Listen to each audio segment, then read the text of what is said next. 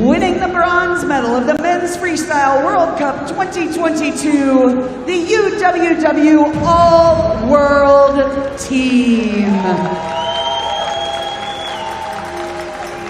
Representing the All-World Team, from Albania, Selimkan Abakarov.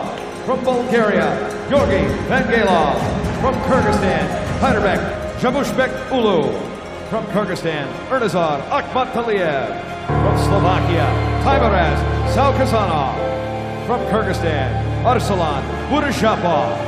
From Kazakhstan, Azamat Davletbekov. From Azerbaijan, Osman Nurmagomedov. From Slovakia, Batirbek Zakulov. From Ukraine, Alexander Hosanovitsky. Coaches from Kyrgyzstan, Almaz Bekboyev and Ruslan Machinov. Islambek Pazabekov. From Bulgaria, Goran Denev. From Hungary, Konstantin Gulevsky. From Kazakhstan, Samat Bekupov. And from Slovakia, Eric